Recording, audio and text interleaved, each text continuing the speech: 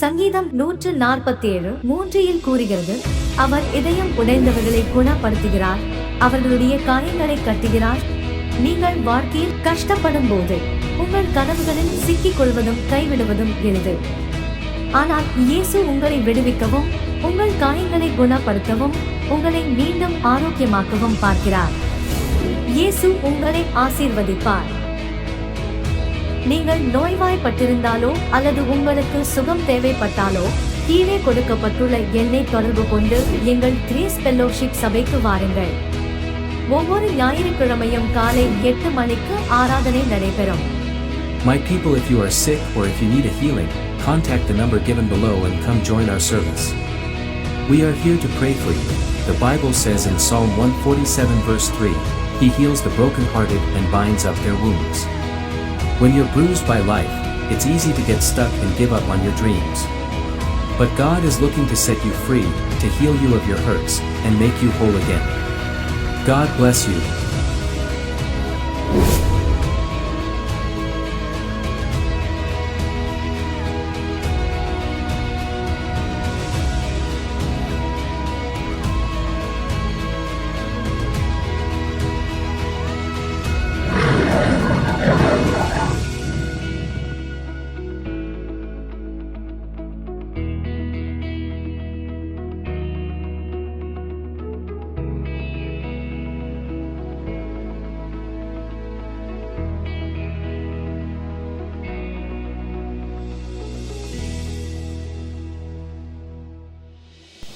இன்றைக்கு நீதிமான்களோடு ஆண்டவர் எவ்வளவு பிரியமா இருக்கிறார். நீதிமான்களுக்கு கிடைக்கிற பாக்கியம் என்ன? இன்றைக்கு நீதிமான் எல்லாவற்றையும் அவன் சகித்து கொள்ளுவான், பொறுத்து கொள்ளுவான், அவன் அதை தாங்கிக் கொள்ளுவான். சங்கீதம் 1:5 வாசிக்கலாம்.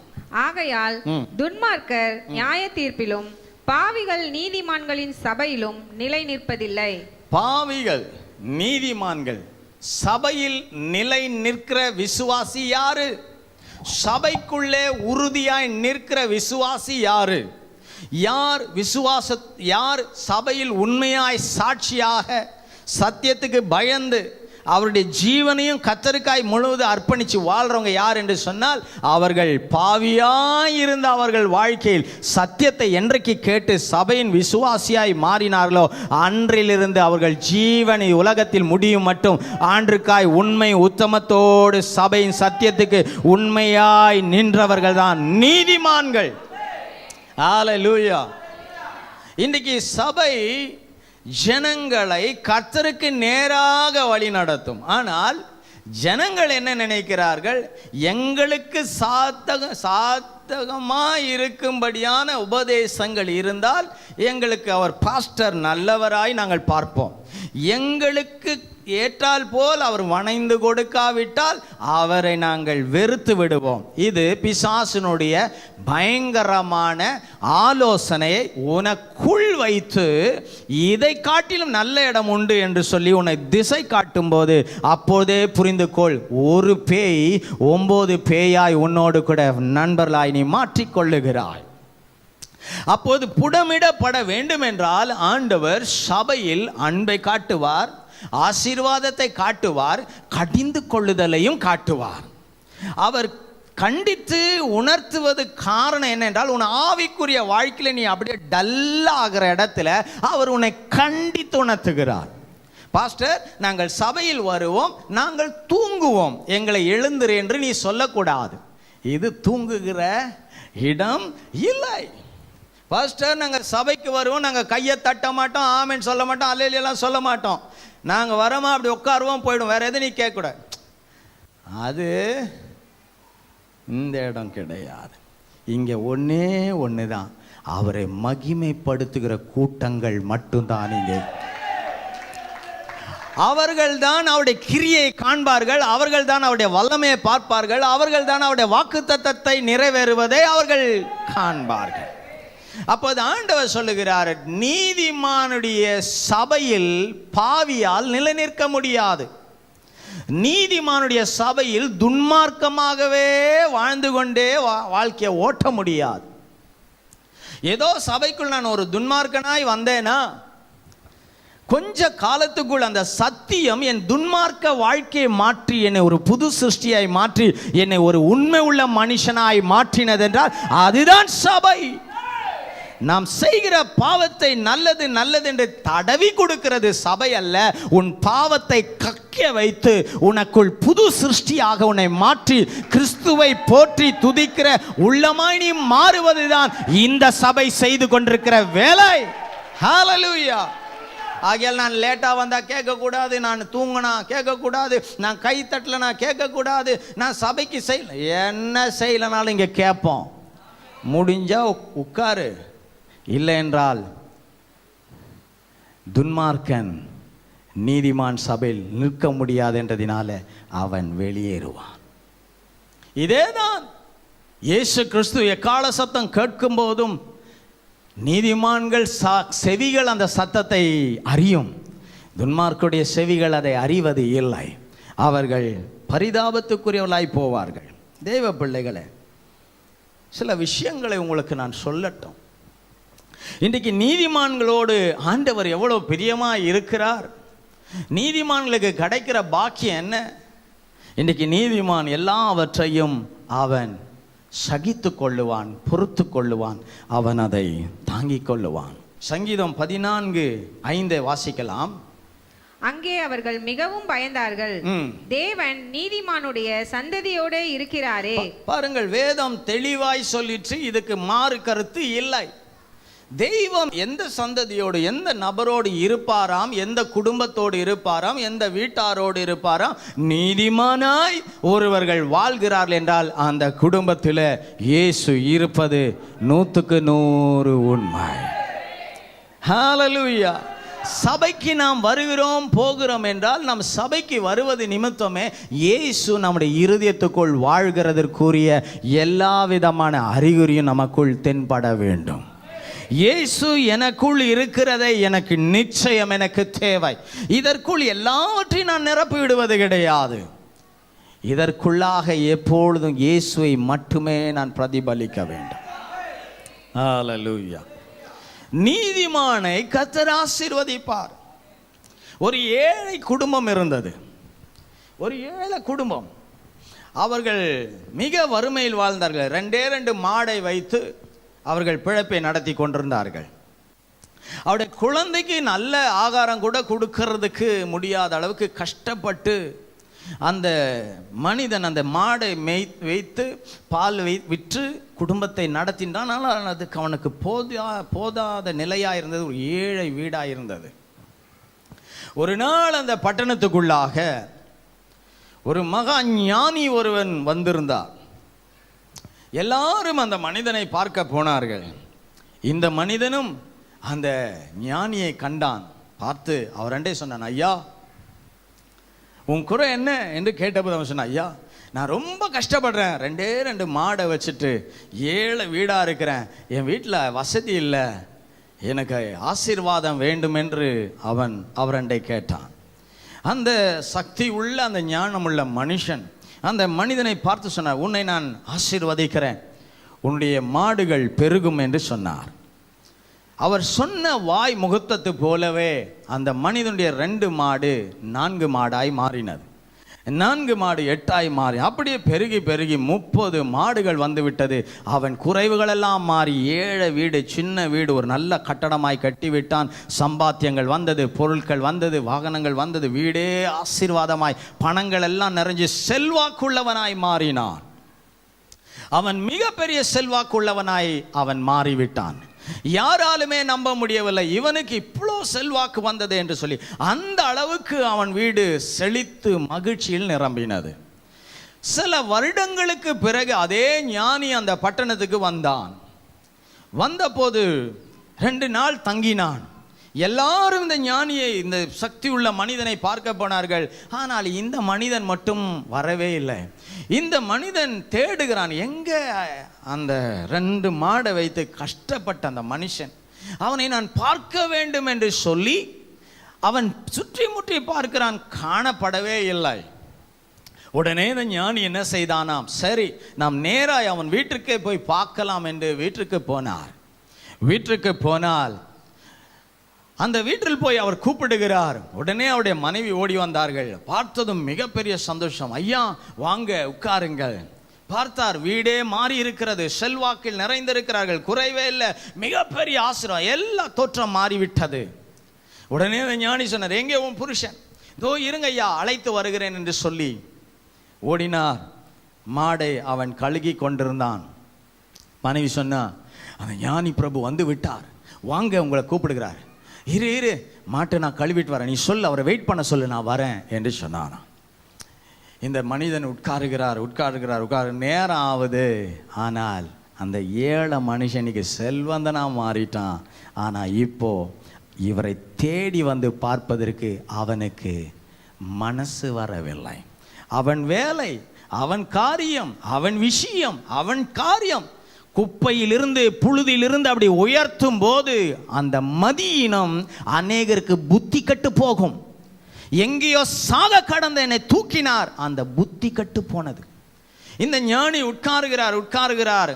அவன் எல்லா வேலையும் முடித்து பவ்யமாய் வந்து, ஐயா மன்னித்து விடுங்கள், சற்று வேலையில் பிஸியாக இருந்து விட்டேன், ஆகையால் என்னை மன்னித்து விடுங்கள். இந்த ஞானி சொன்னாராம், உனக்கு கடவுள் எல்லாவற்றையும் உனக்கு கொடுக்க சொன்னதை கொடுத்ததினால இன்றைக்கு நீ அவரை தேடுவதற்கு உனக்கு நேரமில்லை. முன்பை போல அதே 2 மாடை திரும்ப உன் வாழ்க்கைக்கு நான் தருகிறேன் என்று சொல்லிவிட்டு போய்விட்டாராம். சில நாளுக்குள் அந்த 30 மாடும் குறைந்து 2 மாடாய் மாறினது. அதே ஏழ்மை நிலைமைக்கு வந்து விட்டார்கள்.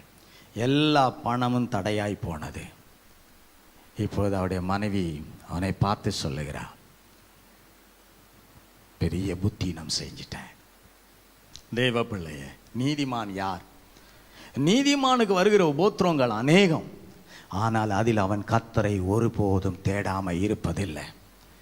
நீதிமானுடைய சந்ததியோடு அவர் இருக்கிறார் என்றால் அவர் உன்னை குப்பையிலிருந்து தூக்கின நாளை நீ மறக்கக்கூடாது. உனக்கு செய்த உதவிகளை மறக்கக்கூடாது. சில சரீரங்களிலே அற்புதங்களை ஆண்டவர் செய்ததும் அற்புதத்தை வாங்கி கொண்டு ஓடி விடுவார்கள். ஆனால் அந்த அற்புதம் ரொம்ப நாள் நிலை நிற்காது. உடனே அந்த அற்புதம் மாறி மழைய நிலைமையை அவங்கள கொண்டு போயிடும். ஆனால் அந்த அற்புதம் பெற்ற பிறகு அவங்க கர்த்தரை தொடர்ச்சியாய் தேட தேட தேட அவர்கள் அற்புதம் அவளை பாதுகாத்து கொண்டே இருக்கும்.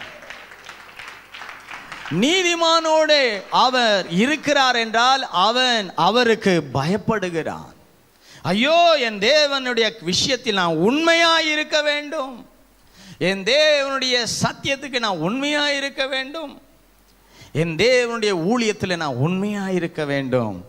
ஏனென்றால் அவர் என்னை ஆசீர்வதித்ததை நான் காத்து கொள்ள வேண்டும் என்றால் ஆசீர்வாதம் வந்த பிறகு மறக்கிறது இல்லை. ஆசீர்வாதம் வந்த பிறகு இன்னும் உண்மையாய் எல்லாவற்றையும் விட்டு அவரை முன்பு தேட வேண்டும். ஹல்லேலூயா. இன்றைக்கு தாமதமாய் வரவங்களுக்கு நான் எச்சரிக்கிறேன், கர்த்தர் உன் வீட்டையும் உன்னை விட்டு விலகி விடாதபடி இன்றைக்கு ஒரு தீர்மானம் பண்ணு, உண்மையாய் நான் அவரை தேடுவேன். ஹல்லேலூயா, ஹல்லேலூயா. நீதிமான்கள் இன்றைக்கு காப்பாற்றப்படுகிறார்கள், துன்மார்க்கர்கள் சங்கரிக்கப்படுகிறார்கள். ஆதியாகமம் 18ஆம் அதிகாரம். இவர்கள் எப்பொழுதும் சொல்லுகிறார்கள், கர்த்தரை எங்களுக்கு தேடுவதற்கு நேரமில்லை, நேரமில்லை, நேரமில்லை. உன் ஜீவனை உன் கரத்தில் கொடுத்திருக்கிறதை நீ காத்து கொள்ளாவிட்டால் மறுபடியும் உனக்கு ஜீவன் கொடுத்த தேவனை இன்றாகிலும் புரிந்து கொண்டு இனி உண்மையாய் அவருக்கு நேரத்தை கொடு. அவர் உன் வாழ்க்கையின் எல்லா நிலைமையும் மாற்றி போடுவார். கர்த்தரை ஒருவன் தேடாம போகும்போது அவர் கோபப்படுகிறார். தேட ஆரம்பிப்பான் என்றால் அவனுக்கு அவர் உதவி செய்ய ஆசைப்படுகிறார். இன்றைக்கு கர்த்தர் உனக்கு உதவி செய்ய வேண்டும் என்று நீ ஆசைப்படுறியா? நீ அவரை உண்மையா தேடுறியா என்பதை நினைவில் கொள். ஆதியாகமம் 18ஆம் அதிகாரம் 20ஆம் வசனத்தை. பின்பு கர்த்தர் சோதோம் கொமோராவின் கூக்குரல் பெரியதாய் இருப்பதினாலும் அவைகளின் பாவம் மிகவும் கொடியதாய் இருப்பதினாலும் நான் இறங்கி போய் என்னிடத்தில் வந்து எட்டின அதன் கூக்குரலின்படியே அவர்கள் செய்திருக்கிறார்களோ இல்லையோ என்று பார்த்து அறிவேன் என்றார். அப்பொழுது அந்த புருஷர் அவ்விடம் விட்டு சோதோமை நோக்கி போனார்கள். ஆபிரகாமோ பின்னும் கர்த்தருக்கு முன்பாக நின்று கொண்டிருந்தான். அப்பொழுது ஆபிரகாம் சமீபமாய் சேர்ந்து, துன்மார்க்கனோடே நீதிமானையும் அழிப்பீரோ?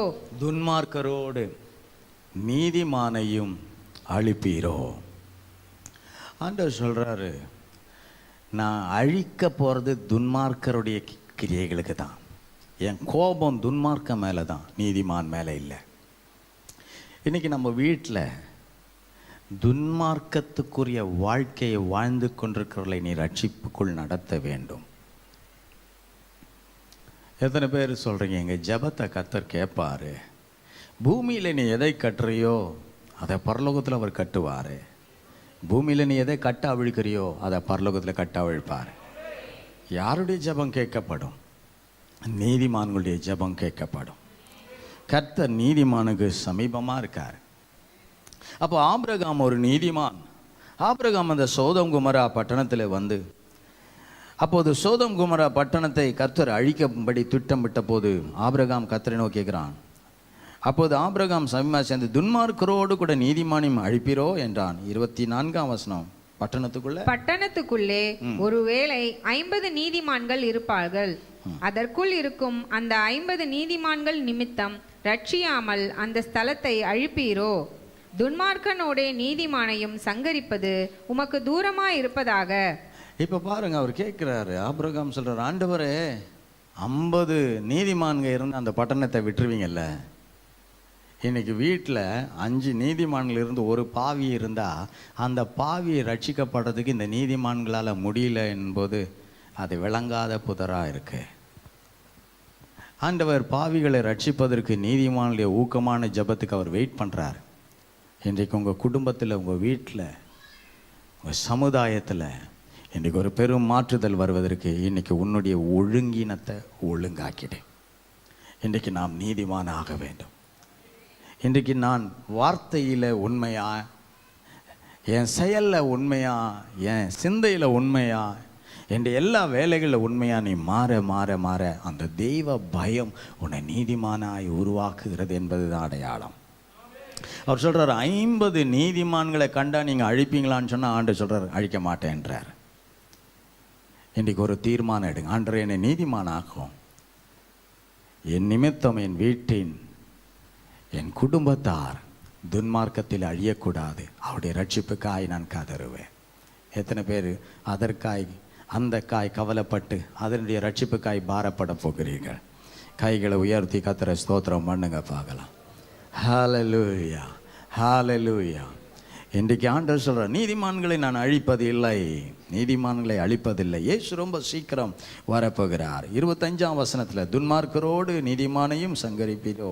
நீதிமானையும் துன்மார்க்கனையும் சமமாய் நடப்பிப்பது உமக்கு தூரமாய் இருப்பதாக சர்வலோக நியாயாதிபதி நீதி செய்யாதிருப்பாரோ என்றான்.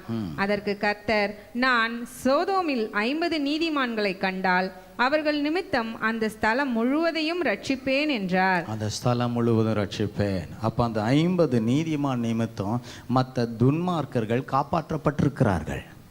எதற்கு காப்பாற்றப்பட்டிருக்கிறார்கள்? அடுத்த 50 நீதிமான்கள் அது 100 பேராய் நீதிமான்களாய், அந்த 100 நீதிமான்கள் 200 அது 300 3000 10,000 அது மாற வேண்டும். இன்றைக்கு தேவ பிள்ளைகளை நீ இன்றைக்கு விளங்கி கொள்ள வேண்டும். கர்த்தர் என் ஜெபத்தினால தான் அந்த பாவியை நீதிமானாய் மாற்ற போகிறார். ஆனால் இன்றைக்கு நம்முடைய ஜெபம் தவறாய் மாறிவிடுகிறது. ஏனென்றால் நம் மனுஷர்கள், ஆண்டவரை அவர்கள் சாகட்டும், அவர்கள் அழியட்டும், அவர்கள் நாசமாகட்டும், அவர்கள் இல்லாமல் போகட்டும், இது நம்முடைய வேகம். ஆனால் நம்மை போல ஆபிரகாம் ஒரு மனுஷன் அந்த பட்டணத்தின் மக்களுடைய மீட்புக்காக அவன் கதறு. அந்த ஜனங்கள் நல்ல ஜனங்கள் இல்லை, உபத்திரம் கொடுக்கிற ஜனங்கள் தான், பாவமான வாழ்கிற ஜனங்கள் தான், ஆபிரகாம் ஏற்றுக்கொள்ளாத ஜனங்கள் தான். ஆனாலும் அந்த ஜனத்துக்காய் அவன் பரிதபிக்கிறான். இன்றைக்கு தேவ பிள்ளைகளே, உங்களுடைய வாழ்க்கையிலும் ஆண்டவர் இன்னைக்கு தெளிவுபடுத்தட்டும்.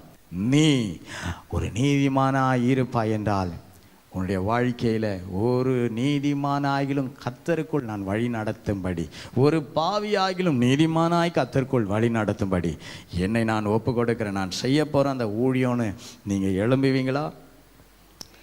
இல்லை என்றால் சாக்கு போக்கு சொல்ல போகிறீர்களா?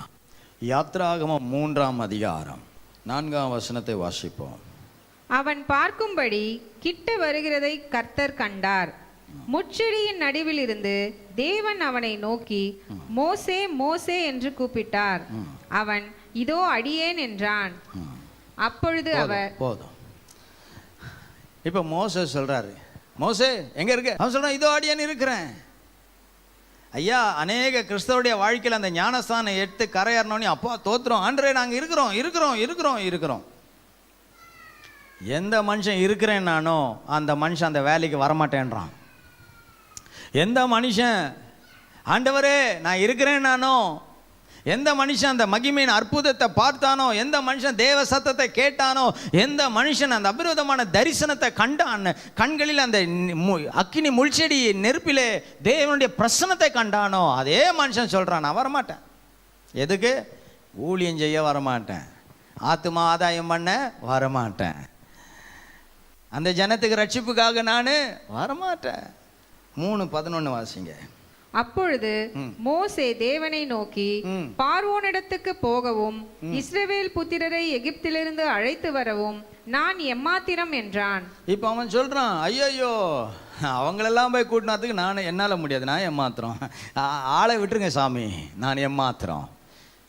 பாஸ்டர் இதெல்லாம் வந்து ரொம்ப கஷ்டம் பாஸ்டர், எல்லாம் எங்களால் முடியாது பாஸ்டர், அது வேற யாருன்னா. இல்லை சிஸ்டர், இன்னைக்கு நீ தான் ஆராதனை பண்ண. ஐயோ எனக்கு வரவே வராது. ஐயோ எத்தனோ 5 வருஷமா ஆராதனை பண்ணிக்கிட்டே இருக்கிற, ஒரு 10 நிமிஷம் பண்ணுமா, எனக்கு வராது. மைக்கு கையில் கொடுத்துடாதீங்க, ஐயோ எனக்கு நடுக்கம் வந்துடும், எனக்கு வராது. சிஸ்டர் நீ தான் இன்னைக்கு இந்த அதிகாரம் வாசிக்கணும். ஐயோயோ எனக்கு தமிழ் தெரியும், ஆனால் தமிழை வாசிக்க விட்டிங்கன்னா தட்டாபுட்டான்னு, எனக்கு வராது. ஆளை பார்த்தா எனக்கு பயமாகுது, எனக்கு வராது. மோசே சொல்கிறான், நான் ஏமாத்திரம், என்னால் முடியாது. இன்றைக்கு எத்தனை பேரால் ஊழியம் செய்ய வருகிறேன் என்றால் சபையே கை உயர்த்தி ஆமே நான் வருகிறேனோ, 5 மணிக்கு வந்துருங்கன்ட்டு 5 மணிக்கு வந்த பார்த்தா 3 மூஞ்சி தான் இங்கே இருக்கும், மற்றது எல்லாம் ஏமாற்றி இருக்கும். அது நல்லா கறி சாப்பிட்டு, கோழி கறியை சாப்பிட்டு நல்லா பெட்ஷீட்டை போட்டு போத்தி நம்மானு தூங்கிட்டு இருக்கோம். இல்லைன்னா எதனா ஒரு டிவியை பார்த்துன்னு உட்காந்துட்டு பொழுத போக்கிட்டு இருக்கோம். ஃபோனை போட்டால் எடுக்காது, இல்லாட்டி பசங்கிட்ட சொல்லிட்டு வெளியே போய்க்கிறாங்க சொல்லிட்டு, இல்லை தலைவலியும் சொல்லிவிடு, எதா வெளி என்ன சொன்னியோ அதே தான் அந்த வாரம் வாழ்க்கையில் வந்து போவோம். இருக்கிறேன் என்று சொன்னவன் இப்பொழுது முடியாது என்று சொல்லுகிறான். அடுத்தது சொல்றாரு பாருங்க, 13ஆம் வசனம். அப்பொழுது மோசே தேவனை நோக்கி, நான் இஸ்ரவேல் புத்திரிடத்தில் போய் உங்கள் பிதாக்களுடைய தேவன் உங்களிடத்தில் என்னை அனுப்பினார் என்று அவர்களுக்கு சொல்லும்போது அவருடைய நாமம் என்ன என்று அவர்கள் என்னிடத்தில் கேட்டால் நான் அவர்களுக்கு என்ன சொல்லுவேன் என்றான். என்ன சொல்லுவேன்? நான் என்ன சொல்லுவேன்? ஐயா, ஒரு விஷயத்துக்கு எவ்வளோ நொண்டி சாக்கு. உன்னை போன்னு சொன்னா நீ தான் போனோம். அற்புதம் செய்ய போறது, விடுதலை கொடுக்க போறது, ரட்சிப்பு கொடுக்க போறது, மீட்பை கொடுக்க போறது அவரு, நீங்கள் அல்ல, அவர் தான் செய்ய போறாரு.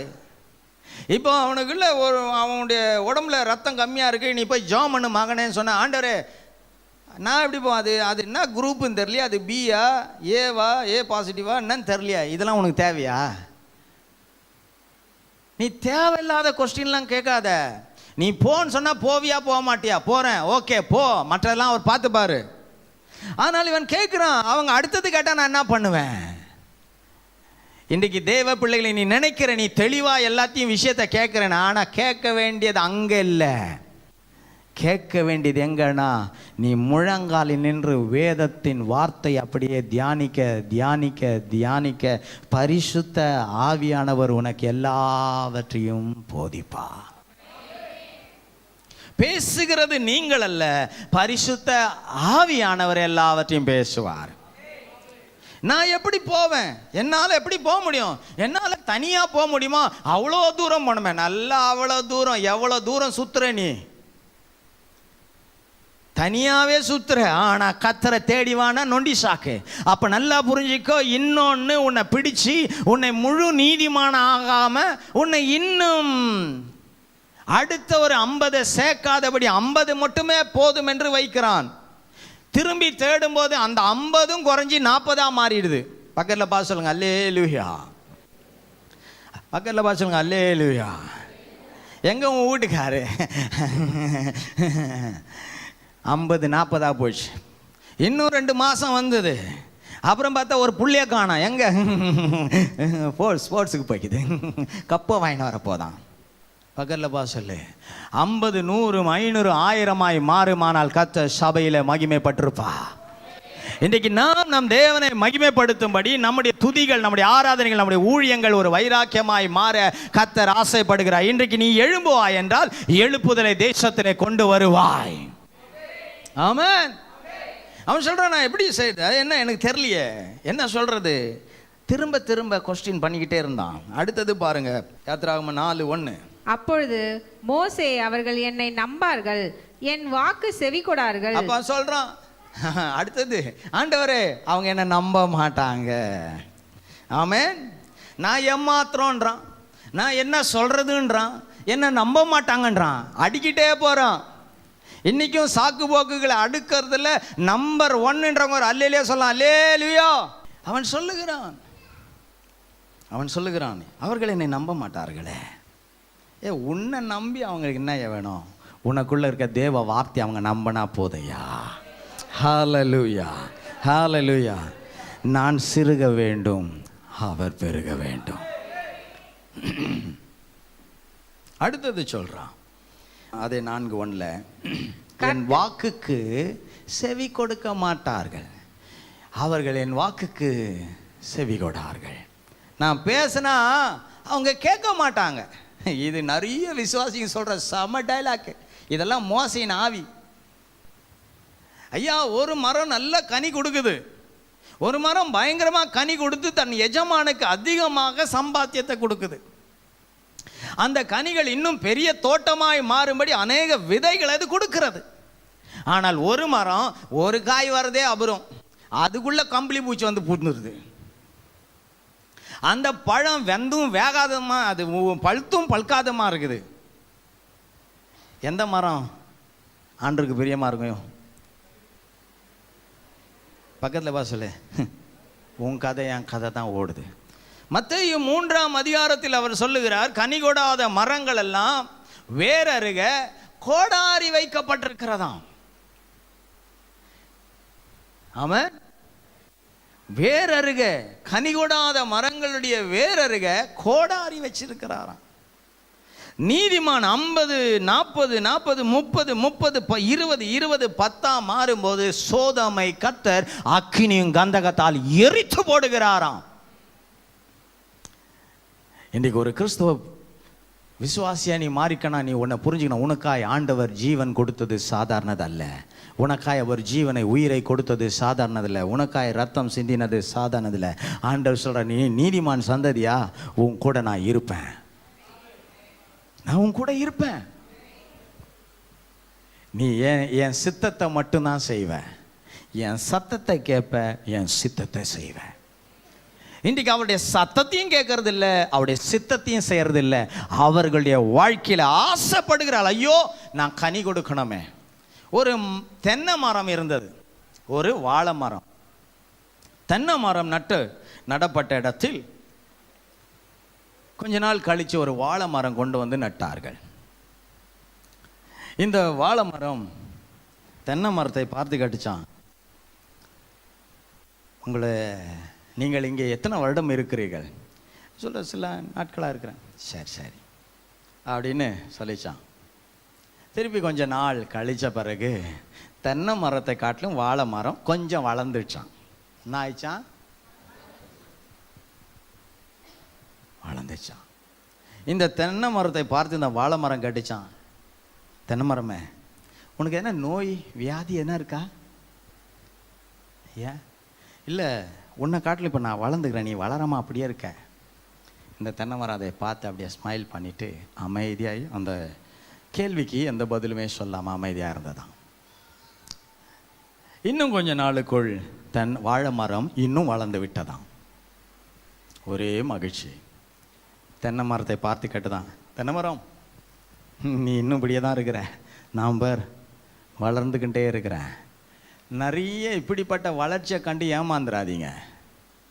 ஆமென், ஆமென். அதை கண்டு ஏமாந்துடாதீங்க. இன்னும் கொஞ்ச நாள் ஆனதும் இந்த வாழை மரம் அப்படியே கொலை தள்ளினதாம். பூ கொடுத்து கொலை தள்ளினதாம்.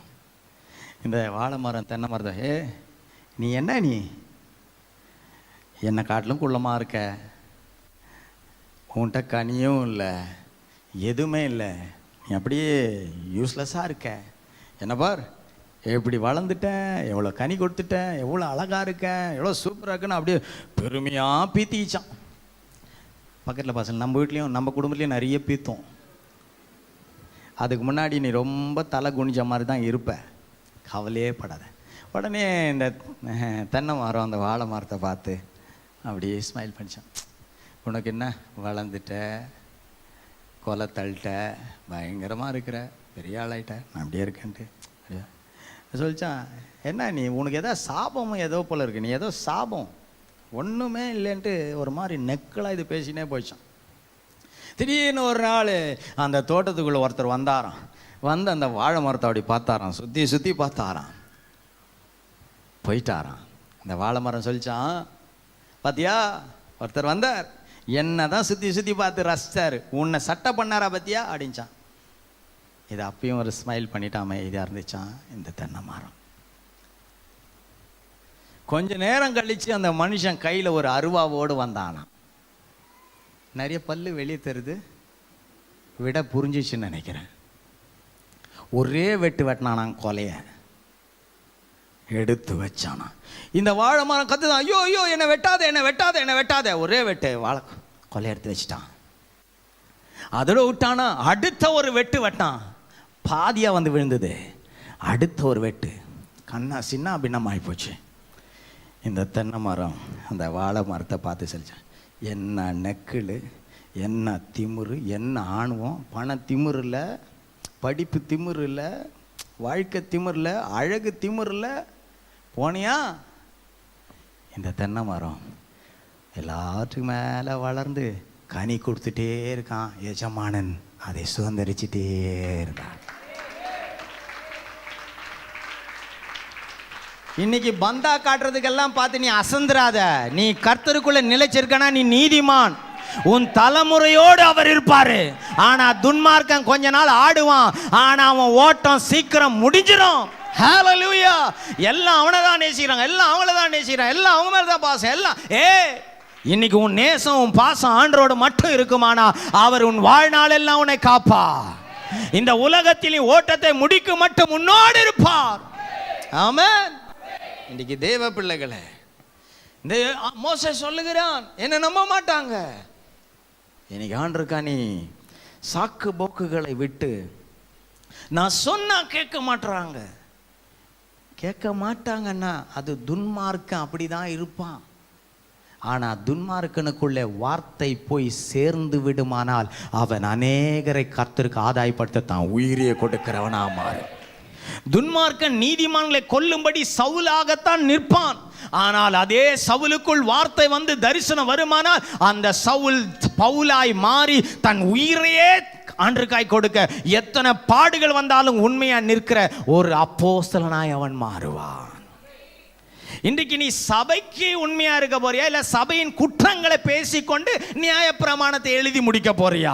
உன் ஜெபங்கள், உன் பேச்சுகள், உன் வாழ்க்கை எல்லாம் இன்னும் சபையில நீ நீதிமான் போல, சபையே பாவி போல உன் காட்சி இருக்க போகிறதா? இல்லை என்றால் ஆண்டவரை என்னுடைய நீதியை அநீதியை நீதியாக்க நான் வந்து சாஷ்டாங்கமாய் விழுகிறேன் என்று சொல்லி விழப்போகிறாயா? இன்றைக்கு இருக்கிற சிற்றின்ப காலங்களில் சிலதெல்லாம் பணம் செழிப்பெல்லாம் ஒரு மாதிரி வந்து அப்படியே ஒரு லெஜிடா வாழலாம். ஆனா ஒரு நாள் ஒரு கோடாரி இருக்குன்றதை மறந்துடாத. இன்றைக்கு நிலையாய் கனி கொடுக்க வேண்டும். யோவான் 15 சொல்றார், என்னிலே நீ நிலைச்சிருந்தினா நீ மிகுந்த கனி கொடுப்ப.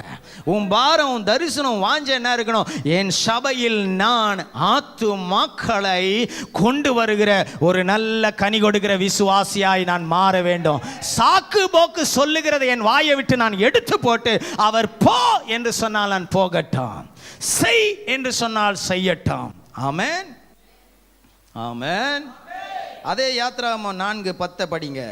அப்பொழுது மோசே கர்த்தரை நோக்கி, ஆண்டவரே, இதற்கு முன்னாவது தேவரீர் உமது அடியோனோடே பேசினதற்கு பின்னாவது நான் வாக்கு வல்லவன் அல்ல. நான் இப்போ திக்குவாயும் இப்போ சொல்றான், ஆண்டவரே நான் வாக்குல வல்லவன் அல்ல, பேச திறமை இல்லை. ஹலோ, வாயை உண்டாக்கினவர் அவர் பேசுவார். ஆமென். முதலாவது உன்னுடைய ஸ்டேட்மெண்ட் எல்லாம் தூக்கி குப்பையில் போட்டு, சாக்கு போக்கல் எல்லாம் தூக்கி குப்பையில் போட்டு ஆண்டவருடைய வேலைக்காக உன்னை ஒப்பு கொடுக்க ஆரம்பி. ஊழியத்துக்கு வாமா, செய்யுமா, இன்னைக்கு ஜெபம் இருக்கு, இன்னைக்கு ஊழியம் இருக்கு, இன்னைக்கு 4 தெரு போய் கைப்பிரதி கொடுத்துட்டு வரலான்னா ஐயோ என்னால் முடியாது. அதே எல்லாரும் இந்த நாள் அடுத்த வாரம் மாதம் நம்ம 15ஆம் தேதி நம்ம எல்லாம் சபையாக நம்ம எல்லாம் டூர் போக போகிறோம். யார் பேர் கொடுக்குறா? முதல்ல அந்த அம்மா தான் முதல் பேர் கொடுக்கும். ஊர் சுற்றணுன்னா முதல் வரும், ஆனால் ஊழியம் செய்யணும்னா பின்னால் போவோம். அல்லேலூயா சொல்லுங்க பார்க்கலாம். அப்படிப்பட்டவங்க அல்லேலூயா. இன்றைக்கி சொல்லுங்க, நான் நீதிமான், நான் விளங்கி கொள்றேன், நான் புரிந்து கொள்றேன், நான் விளங்கி கொள்றேன், நான் இனி சாக்கு போக்கு சொல்ல மாட்டேன். என்னை கூப்பிட்டது ஆண்டவர்.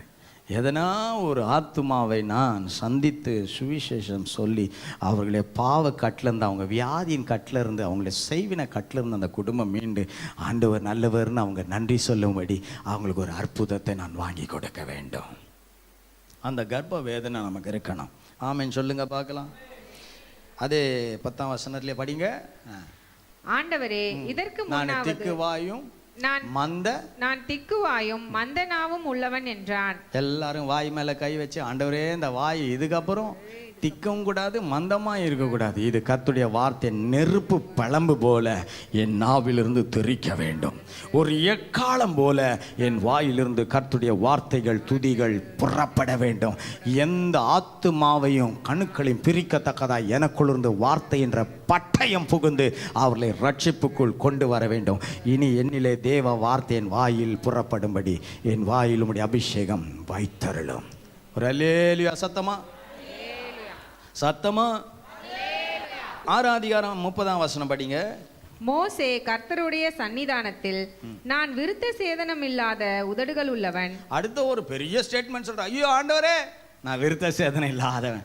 அப்பா விசுவாசிங்க எவ்வளோ சாக்கு தெரியுமா? பாஸ்டர் கூப்பிட்றாருப்பான்னு ஓடியே போடுவான். இப்போ ஆண்டவர் பேசின ஆண்டவருக்கு இன்னைக்கு எவ்வளோ விஷயங்களை அவன் சொல்லி சொல்லி அந்த மினிஸ்ட்ரியை தடை பண்ணுறான் பாருங்க. போக மாட்டான், அந்த ஊழியத்துக்கு போக மாட்டான். இப்போ என்ன சொல்றான்? மோசே கர்த்தர் சந்நிதியில் வந்து நின்று நான் விருத்த சேதனம் இல்லாதவன், பார்வோன் எனக்கு எப்படி செவி கொடுப்பான், என் நாவில் ஒரு சுத்திகரிப்பு இல்லை என்றான். மந்த நாக்குன்றான், இப்போ சுத்தம் இல்லாத நாக்குன்றான். மோசே கர்த்தருடைய சன்னிதானத்தில் நான் விருத்த சேதனம் இல்லா உதடுகள் உள்ளவன், பார்வோன் எனக்கு எப்படி செவி கொடுப்பான் என்றான். ஆமென். கர்த்தர் சொல்றாரு, ஒருவன் கிறிஸ்துவுக்குள்ள வந்தா புது சிருஷ்டியா மாறுறான். பழசெல்லாம் ஒளியுது, எல்லாம் புதிதாவது. இன்னைக்கு ஒருவேளை இன்னைக்கு உங்க நாவு சுத்தமாக போகுது. இன்னைக்கு உங்க நாவு விருத்த சேதனம் பண்ணப்பட போகிறது. இன்னைக்கு கர்த்தர் உங்கள் நாவிலே அவருடைய வல்லமையை வெளிப்படுத்த போறார். ஆமென். பக்கத்தில் பார்த்து கேளுங்க, ஆண்டவருக்கு ஆத்துமா ஆதாயத்தை செஞ்சு சபையில் ஆத்துமா கொண்டு வர்ற உனக்கு ஆசை இருக்கா? ஊழியம் செய்ய ஆசை இருக்கா? செய்வோமா? கைப்பிரதி ஊழியம் செய்வோமா? கிராமத்துக்கு போவோமா? பாஸ்டர் ஆண்டவர் எனக்கு ஒரு வீட்டை கொடுத்துட்டாருன்னா அதுக்கப்புறம் நிம்மதியாகிடுவேன், ஃப்ரீ ஆகிடுவேன், அதுக்கப்புறமா ஊழியமாக செய்வேன். அட்டூழியம் தான் செய்கிறானுங்க. ஆண்டவர் ஒன்று கொடுக்குற ஏமாத்து பேர் வழியாக போகிறாங்க. உயர்த்தும் போது தான் இவங்க வண்டவாளமே தெரியுது. அதே 2 மாடு இருந்தால் ஒழுங்காக கத்தரை தேடி இருப்பான் போலகுது. அந்த 12,000 ரூபாய் சம்பளம் இருந்தால் கத்தரை ஒழுங்காக தேடி இருப்பான் போலது. பின்னாடி இருக்கவங்களாம் கவனிக்கிறீங்களா? ஒரு அல்லேலூயா. கர்த்தர் நன்மையை கூட்டும் போது நீங்கள் வேதனையை பெருக்கி கொள்ளக்கூடாது. ஏன்னா அவர் வேதனையை கூட்ட மாட்டார். இன்னைக்கு ஆண்டவர் சொல்றாரு, எதையாகிலும் எனக்கு நீ செய்யணும். 2 கையை உயர்த்தி இன்னைக்கு ஒரு தீர்மானம் பண்ணுங்க. நீங்கள் பண்ணுற ஜெபம் ஆண்டு கேட்கட்டும். ஆண்டவரே, அடுத்த வாரம் நான் சபைக்கு வர்றதுக்குள்ள ஒரு ஆத்துமாவை ஆகிலும் இயேசுடைய ரட்சிப்புக்குள்ளே வழி நடத்த நான் அவர்களுக்காய் ஜெபிப்பேன், அவங்கள சந்திப்பேன், சபையை பற்றி பேசுவேன், ஊழியத்தை பற்றி பேசுவேன், ஆண்டுடைய வல்லமை குறித்து பேசுவேன். இது என் நேரமாய் மாறட்டும். ஹல்லேலூயா. பேய் பிசாசு பிடிச்சா வாரம் வாரம் சர்ச்சுக்கு வருவோம். வந்து ஆட்டுன்னு ஆட்டி எல்லாத்தையுமே நாசம் பண்ணி அந்த பேய் பிசாசெல்லாம் ஓட்ட பிறகு நல்லாயிட்ட பிறகு மாதத்துக்கு 2 வாட்டி தான் வருவோம்.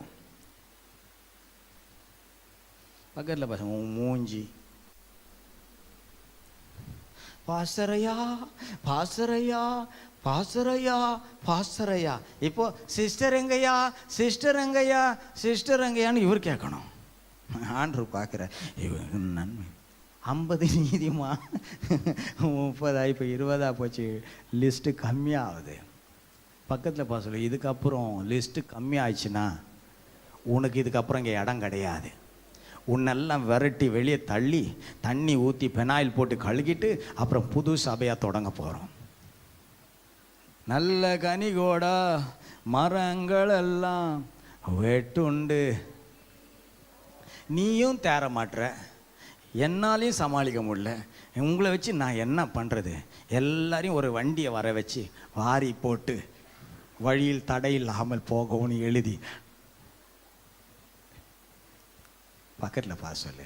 பெற்றெடுக்க வேண்டும், பெற்றெடுக்க வேண்டும். 2 ஆடு வாங்கின்னு வந்துட்டீங்க. ஒரு பெண்ணாடு ஒரு ஆணாடு வாங்கின்னு வந்துட்டீங்க. அழகாக ஒரு தொழுவத்தை கட்டிட்டீங்க. அதுக்கு நல்ல ஆகாரத்தை கொடுக்குறீங்க. அதை ரொம்ப நேசிக்கிறீங்க, பாசம் காட்டுறீங்க, எல்லாம் பண்ணுறீங்க. அதுக்கிட்ட நீங்கள் எதிர்பார்த்துக்கிட்டே இருக்கிற காரியம் குட்டி போடும், குட்டி போடும், குட்டி போடும். மாதங்கள் ஆகிறது, மாதங்கள் ஆகிறது, நாட்கள் ஆகிறது, போய்கொண்டே இருக்குது, போய்கொண்டே இருக்கிற ஒரு குட்டியும் போடல. கொடுக்குற தீனி குறைஞ்சிட்டு திட்ட ஆரம்பிச்சிடுவேன். நான் சொல்ல, நீங்கள் போய் வீட்டில் திட்டிங்க. நம்ம ஆசை என்ன? கனி கொடுக்கணும், அது குட்டி போடணும். அந்த குட்டியை பார்க்க ஆசை. உடனே தொழுவத்துக்குள்ள அது ஒரு பெரிய மகிழ்ச்சி. இன்றைக்கு இயேசு உங்களையும் அதான் பார்க்குற. உன்னை ரட்சிப்பில் நடத்தி உனக்கு எவ்வளோ சகாயம் பண்ண. ஒரு ஆத்மாவை நீ ரட்சிப்புக்குள்ளே நடத்தும் போது பரலோகம் அவ்வளோ சந்தோஷப்படுது. ஒரு பாவியை மனம் திரும்புறது நிமித்தம் பரலோகம் அவ்வளோ சந்தோஷப்படுது. ஒரு பாவியை மனம் திரும்ப வைக்க யாரால முடியும்னா நீதிமானால தான் முடியும். இப்போ உங்களை பார்த்து நான் சொல்கிறேன், நீங்கள் எல்லாம் நீதிமான்கள். நீங்கள் எல்லாரும் நீதிமான்கள். இயேசுவின் ரத்தத்தால் கழுவப்பட்ட நீதிமான்கள். அங்கங்கே கொஞ்சம் கொஞ்சம் உடைச்சல் இருக்கும். அதெல்லாம் இன்றைக்கி சரி பண்ணிவிட்டு எல்லாத்தையும் பட்டி பார்த்து இன்றைக்கி அனுப்ப போகிறேன். கர்த்தர் அடுத்த வாரம் நிரம்பின பாத்திரமாய் நீங்கள் வந்து கர்த்தரை நீங்கள் மகிமை செலுத்த போகிறீர்கள். ஹல்லேலூயா, ஹல்லேலூயா. இனி நாம் சாக்கு போக்குகளை சொல்லக்கூடிய ஆவி பெற்றவர்கள் அல்ல. நாம் எதை செய்ய போகிறோம் என்றால் அவர் விருப்பத்தை, அவர் சித்தத்தை, அவருடைய வாஞ்சையை செய்யும்படி நம்மை நாம் ஒப்பு கொடுக்க போகிறோம். ஆமென். யாத்திராகமம் 4:13 பாடிங்க. அதற்கு அவன், ஆண்டவரே, நீர் அனுப்ப சித்தமாயிருக்கிற யாரையாகிலும் அனுப்பும் என்றான். கடைசியான அவருடைய ஸ்டேட்மெண்ட், ஆண்டவரே யாருன்னா ஒருத்தர் அனுப்பிடுங்க ஆண்டவரே, என்னை விட்டுருங்க ஆண்டவரே. தபா உக்காணுகிற நீங்கள் யாராவது அந்த மாதிரி யோசிச்சுட்டு யாருன்னா பண்ணிக்கிட்டு நம்ம போய் சிக்கனை வாங்கி கொஞ்சம் கறி வாங்கி சாப்பிட்டு அப்படி நிறைய துணியெல்லாம் இருக்குது, அதெல்லாம் துவைச்சி காயப்பட்டு நாளைக்கு கம்பெனிக்கு ரெடியாக ஆகணும். உங்கள் கம்பெனி இழுத்து மூடுறதும் என் கையில் தான் இருக்குது, திறக்கிறதும் என் கையில் தான் இருக்குது. சொல்லுங்க ஆமென். விடுதலை பெற்றுவீங்க. ஒரு நீதிமானுடைய ஜெபத்தை கர்த்தர் கேட்பார். ஆபிரகாமுடைய ஒரு ஜெபத்துக்காக சோதோம் பட்டணமே நடுங்குது, மன்றாடுறான். ஆமென், ஆமென் சொல்லுங்களேன், ஆமென் சொல்லுங்க. சங்கீதம் 100 மறக்கவே கூடாது. 100 மறந்தினா 108 வரும் வீட்டாண்ட. சொல்லு, சங்கீதம் 100 மறக்கக்கூடாது. இன்னும் சத்தமாக சொல்லுங்க, சங்கீதம் 100 மறக்கக்கூடாது. கையை தூக்கிறதுக்கு கொழுப்பாக இருந்ததுன்னா அப்புறம் கூப்பிட, இங்கே தாங்க வண்டி வாங்க. 100 மறந்தினா 108 வரும். கர்த்தரை அப்படி ஆராதிக்கணும். சத்தமாக ஆமென் சொல்லுங்க பார்க்கலாம். ஹல்லேலூயா. அப்படி கம்பீரமா ஆர்ப்பரிக்கும் போதே உடம்புல இருக்கிற எல்லா பிரச்சனையும் மாறிடுங்க. கர்த்தர் நல்லவர். ஆமென். சில மாத்திரை மருந்துகள் கொடுத்து உன் சரீரம் குணமாவதை காட்டிலும் என்கிட்ட இருக்கிற அபிஷேகம் நீங்க இருந்து திரும்பி போறதுக்குள்ளே அது குணமாகும். ஆமென் சொல்லுங்க பார்க்கலாம். தேவன் வல்லமுடையவர், அவர் மகிமை உடையவர். ஹல்லேலூயா. இதுக்குள்ள நீ வரும்போதே உன் நிலைமை மாறுமே தவிர, உன் நிலைமை சீராகுமே தவிர சீரழியாது. ஆகையால் இன்னைக்கு ஆண்டவர் சொல்றாரு, செய்வியா செய்வியா செய்வியான்னு கேட்கிறாரு. அப்போ இன்னைக்கு இப்போ மோசடி எத்தனை லிஸ்ட்டை காட்டுறேன். இப்போ சொல்றான், வேற யாருன்னா அனுப்பிடுங்க, என்ன விட்டுருங்கன்றான். பக்கத்தில் பசங்களே, அல்வா கொடுக்காத ஆண்டருக்கு அந்த பக்கத்தில் அது மூஞ்சியே பார்த்து சொல்லாத, கொஞ்சம் மாறி இப்படி பார்த்து யாரையா பார்த்து சொல்லுங்க, பண்ணு ஆமேன் தோத்திரம் சொல்லு. அடுத்த வாரம் தயவு செஞ்சு என் பக்கத்தில் வந்து உட்காராத, நீயும் மாறல நானும் மாறல, தோத்திரம். சொல்லுங்க கர்த்தர் நல்லவா, சொல்லுங்க கர்த்தர் நல்லவா. யாரையாகிலும் அனுப்பும் ஆண்டவர். அதுக்காடா உன்கிட்ட இவ்வளவு நேரம் பேசினாரு, அது அவருக்கு தெரியாதா? அப்ப ஆண்டருக்கு தெரிகிறது, ஒரு காரியத்தை கர்த்தருக்கென்று செய்ய வேண்டும் என்றால் பிசாசானவன் விடமாட்டான். அவன் திருடனும் கொல்லனும் கொள்ளக்காரனும் அழிக்கிறவனுமா தான் அவன் இருக்கிறான். இன்றைக்கு ஒருவரை ரட்சிப்புக்குள் நடக்க, ஒரு பட்டணம் மாற, ஒரு பட்டணம் எழுப்புதல் அடைய, அந்த சபையினுடைய விசுவாசிகளுடைய கரத்திலும் ஊழியக்கார கரத்தில் தான் இருக்கு. இந்த சபை ஜெபிக்கிற எந்த ஜெபமானாலும் பரலோகம் அதை அங்கீகரிக்கும். அதுக்காக இந்த சபையில உன்னெல்லாம் கர்த்தர் முன்குறிச்சு இந்த சபையில ஒரு ஜெப வீராங்கனையா வச்சிருக்கிறாரு. இன்னைக்கு எல்லாவற்றையும் உதறி போட்டு, ஆமாண்டவரே இன்றைக்கு நான் மனம் திரும்புகிறேன், இன்றிலிருந்து என்னை உண்மையாய் ஒப்பு கொடுக்கிறேன், நான் நம்புகிறேன், நான் செய்கிறேன், நான் கடந்து போகிறேன், நான் உன் சித்தத்தை நிறைவேற்ற போகிறேன். செய்ய ஆரம்பிங்களேன், பெரிய காரியம் நடக்கும். ஆமென். ஒரு தம்பி கூடையில் முட்டையை வச்சுட்டு சைக்கிள் ஓட்டிகிட்டே போனானா. கொஞ்சம் தூரம் போகும்போது திடீரென்று ஏதோ தடுமாறி விழுந்ததில் எல்லா முட்டையும் உடைஞ்சி போச்சு. உடனே சுற்றி இருக்கிற ஜனங்கள்லாம் வந்து நின்று அந்த தம்பியை பார்க்கலாம், டே ஜாக்கிரதையாக ஓட்டக்கூடாது, இன்னைக்கு ஊழியம் செய்யுங்கய்யானா அதை விட்டுட்டு குறையும் நொண்டும் நாசமாக்குறதான் பேசுகிறவங்களாம் இருக்கிறாங்க. அந்த நொந்து போனதை அதுக்கு என்ன செய்யணுமோ அதை செய்ய மாட்டுறாங்க, அதுக்கு இல்லாததெல்லாம் பேசுகிறாங்க. பக்கத்தில் பேசல, நம்மளை பற்றி தான் பேசுகிறாரு. ஒருத்தன் பார்த்து சொல்கிறான் ஜாக்கிரதையாக போகக்கூடாது, ஒருத்தன் சொல்கிறான் கவனம் வேணாம், ஒருத்தன் சொல்கிறான் இவ்வளோ நாசம் பண்ணிட்டியே, உனக்கு மூளையே இல்லை, இப்படி எல்லாம் பேசுகிறாங்க. இந்த தம்பி முட்டை உடஞ்சி ஒரே கவலையாக இருக்கான். எல்லாரும் அவனை சுற்றி அப்படியே குறை சொல்லிக்கிட்டே இருக்காங்க அவனை. ஒருத்தர் வயசானவர் ஒருத்தர் வந்தார், வந்து அந்த தம்பியை பார்த்தார். தம்பி எல்லா முட்டையும் உடஞ்சிச்சா? ஆமாம். ஏங்க இங்கே இருக்கிற நீங்கள் நம்ம எல்லாம் எதா கொஞ்சம் காசை கொடுத்தீங்கன்னா எல்லாம் சேர்த்து அவன் கையில் கொடுத்தா அவன் வேறு முட்டையை வாங்கிட்டு வீட்டுக்கு போவான்ல, எல்லோரும் எதா கொடுங்களேன்னும் போது, சரி இந்த பெரியவர் சொல்கிறது நல்லதாக தான் இருக்குது, அவங்களால முடிஞ்ச காசை அந்த பெரியவர்கிட்ட கொடுத்தாங்களாம். அவர் எல்லார்ட்டையும் வாங்கினார். வாங்கிட்டு முட்டை வாங்கிட்டு வரேன்னு போனாராம். இங்கே சுற்றி காசு கொடுத்தவங்களாம் அவனை பார்த்துக்காரான், டே முட்டை வாங்கிறது காசுலாம் கொடுத்துட்டோம் போகிறாரு, என்ன உனக்கு இப்போ சந்தோஷம் இல்லையா? எனக்கு என்ன சந்தோஷம், அந்த முட்டைக்கு ஓனரே அவர் தான், இந்த முட்டைக்கு வேண்டிய காசெல்லாம் கலெக்ட் பண்ணிட்டார், அவர் போயிட்டார், எனக்கு இப்போ பிரச்சனை இல்லை. இன்றைக்கி நல்லா புரிஞ்சுங்க, நீ செய்ய வேண்டிய வேலையை ஒருவன் அதை செய்ய முயலும்போது, அது உடையும் போது, அதை இழக்கும்போது, அடுத்தவன் அந்த இடத்தில் வந்து அதை ஈடு கட்டுறதுக்கு யாருமே இல்லை, அதுக்கு அந்த எஜமான் தான் வரணும். இன்றைக்கி ஊழியம் செய்ய நம்ம போகிறோன்னா என்னால் ஒன்றுமே முடியாது, என் எஜமானோடு நான் போனேன்னா என் வாழ்க்கையில் எதை நான் இழந்தாலும் அதை புதுப்பிச்சு கொடுக்க எனக்கு பாதிப்பே வராமல் எனக்கு உதவி செஞ்சுட்டு போயிடுவார். நீ ஏற்று சுமக்க வேண்டிய பாரன்றதே கிடையாது, எல்லாத்தையும் அவர் சுமந்துட்டாரு, அவர் எல்லாத்தையும் சுமந்துட்டாரு. அங்கே சுற்றி இருந்தவங்கெல்லாம் அப்போ தான் அடா பாவமே அது ஓனரா, ஆமாம் அவர் தான் கலெக்ஷன் பண்ணிட்டார், முட்டைக்கு வேண்டிய தேவை வந்துச்சு, அவர் போயிட்டேன்ட்டார். இன்னைக்கு ஆண்டவர் சொல்கிறாரு, இது எல்லாத்தையும் உங்கள் கையில் கொடுத்துட்டு பரிசுத்த ஆவியும் கொடுத்துட்டேன், வார்த்தையை கொடுத்துட்டேன், இதை கொண்டு எனக்காய் போய் ஊழியம் செய்யுங்கள். நீங்கள் புறப்பட்டு போய் சகல ஜனத்துக்கும் சுவிசேஷத்தை அறிவியுங்கள். எதுக்குமே பயப்படாதீங்க, ஏன்னா அந்த பூமியில் எல்லாவற்றையும் நான் நிறைவேற்றி விட்டேன், பாதாளத்தின் திறவுகோலையும் நான் கொண்டு வந்து விட்டேன். இனி சத்துருவை என் நாமத்தினால் நீங்கள் விரட்டலாம், வியாதிகளை என் நாமத்தினால் விரட்டலாம், எந்த காரியமான என் நாமத்தினால் நீங்கள் கேட்கும்போது அதை நான் செய்வேன் என்று கர்த்தர் சொன்னார். இந்த அதிகாரத்தை நாம் பெற்ற பிறகு இந்த அதிகாரம் ஆளுகை செய்யும்படி இன்றைக்கு நீங்களும் நானும் தான் அதை உபயோகப்படுத்த வேண்டும். அந்த அதிகாரம் அந்த நாமத்துக்கு இன்றைக்கும் வல்லமை இருக்கிறது. யோவான் 14:14 படி என் நாமத்தினாலே நீங்கள் எதை கேட்டால் அதை செய்வேன் என்று சொன்னார். இன்றைக்கு போய் ஆண்டவரே ஒரு 10 ஆத்துமாக்களை எனக்கு தாங்க ஆண்டவரேன்னு அவர் நாமத்தில் நீங்கள் கேட்க போகிறீர்கள். எத்தனை பேர் விசுவாசிக்கிறீர்கள்? அதை கர்த்தருக்குள் வழி நடத்த கர்த்தர் உங்களுக்கு பலனையும் ஞானத்தையும் கிருபையும் தரப்போகிறார். ஹல்லேலூயா.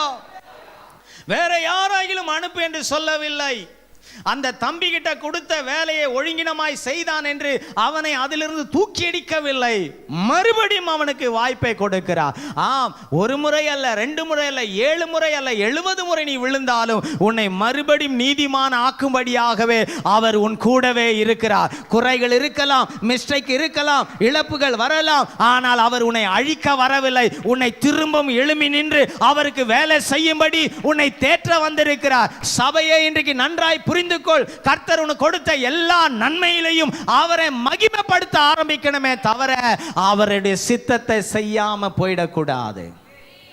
நீதிமான்களுடைய சந்ததி குறையக்கூடாது, நீதிமானின் சந்ததி பெருக வேண்டும். நீதிமான்கள் பெருகும் போது துன்மார்க்கர்களை தேடினாலும் காணாதிருப்பார்கள் என்று வேதம் சொல்லுகிறது. இன்னைக்கு நீதிமான்களாய் நீங்கள் மாற வேண்டும் என்றால் பக்தி வைராக்கியம் நமக்கு தேவை. ஹல்லேலூயா. பக்தி வைராக்கியம் நமக்கு தேவை. பக்தி வைராக்கியம் நமக்கு தேவை. பக்கத்தில் பார்த்து சொல்லுங்க, சாக்கு போக்கு இனி நான் சொல்ல மாட்டேன். இனி என் உயிருள்ள நாளெல்லாம் என் கர்த்தரையே நான் தேடுவேன். ஹல்லேலூயா. ஏசாயா 6ஆம் அதிகாரம் 8ஆம் வசனத்திலே பாருங்கள். அவன் சொல்கிறான், இதோ அடியேன் இருக்கிறேன், என்னை அனுப்பும் என்று ஏசா சொன்னான். என்னை அனுப்பும் ஆண்டவரே. இன்றைக்கு யாரை அனுப்புவேன்? என் காரியமா யார் போவா? நீதிமான்களே, நீங்கள் ஒரு நாளும் ஊழியத்தை செய்யாமல் ஒரு நாளும் உறங்க முடியாது. ஆனால் துன்மார்க்கனுக்கோ ஊழியம் செய்கிற சிந்தையே வராது.